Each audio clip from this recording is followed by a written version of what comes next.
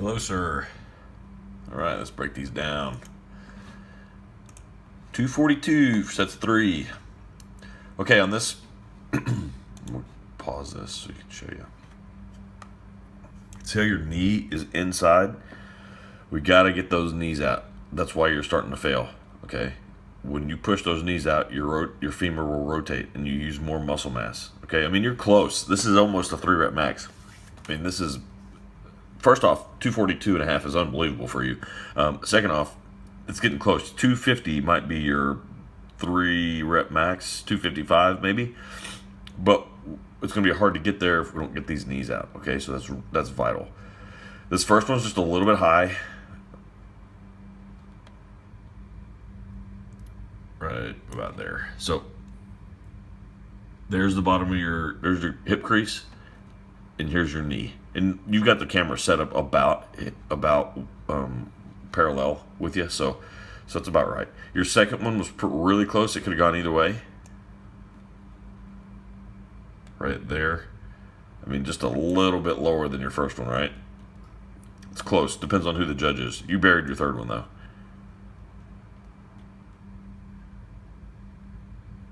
That was a good squat. Right there. There's the top of your knee. Boom.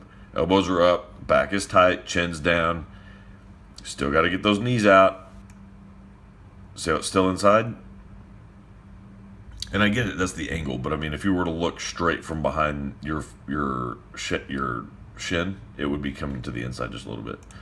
So really, that's all I got for you. Those are awesome.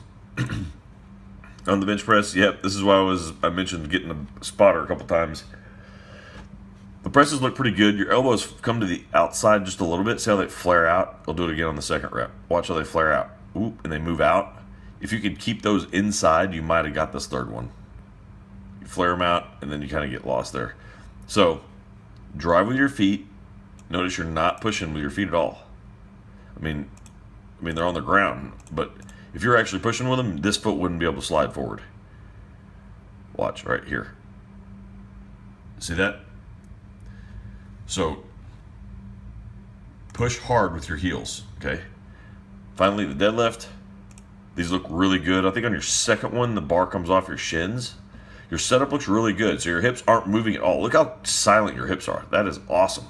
Your hips don't even don't move. The first thing that moves is the bar. That's awesome. That's a good setup. Okay, keep driving that chest up, pointing those nipples at the wall in front of you. There you go. You got a little bit forward on that one.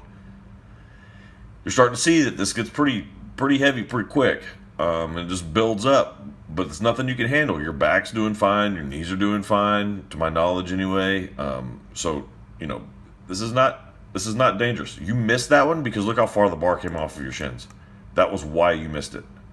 Watch the bar come off your shins. Right there. You see how I got off 1.5 inches out in front of you? Pull, right there. See how far forward that is? That doesn't look like much. This is super heavy. And when it's that heavy, 1 inch to 1.5 inches is massive. So this whole time I've been talking about keep the bar on your shins. That is the only thing. That's the only reason you failed the 5th rep.